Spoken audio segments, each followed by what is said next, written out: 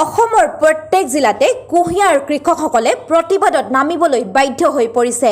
ঠিক তেনেদৰে লামডিং তথা কাৰ্বি আংলঙৰ কৃষকসকলে পানীৰ অভাৱত ধান খেতি বা অন্যান্য খেতি কৰাৰ সুবিধা কোনো নাই বাবে এই জিলাৰ ৰাইজে বছৰ বছৰ ধৰি কুঁহিয়াৰ খেতি কৰি গুড় উৎপাদনেৰে ব্যৱসায় কৰি নিজৰ জীৱিকা অৰ্জন কৰি আহিছে।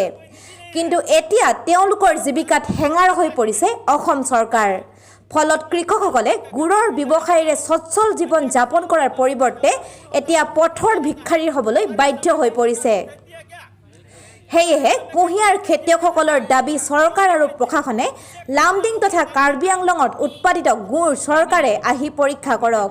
তাৰ পিছত নিৰ্ধাৰণ কৰক এই গুড় ক্ষতিকাৰক বুলি অথবা এই গুড় খাই কোনো লোক মৃত্যুমুখত পৰা বুলি। গুড় বিক্ৰীৰ ওপৰত লগোৱা নিষেধাজ্ঞা বাতিল কৰক।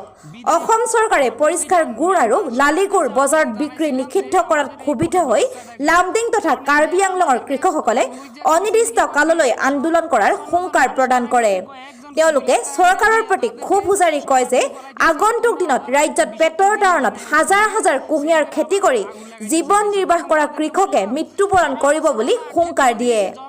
লামডিঙৰ পৰা চন্দ্ৰজিৎ গোৱালা প্ৰতিবেদন, এনি লাইফ টুডে।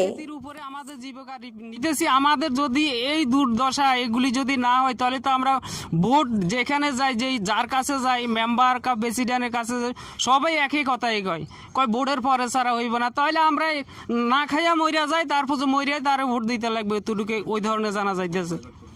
এখন যদি ওই ধরনের যদি না হয় তাহলে আমরা ভোটই দিব না, ভোটই বন্ধ করতে লাগবে।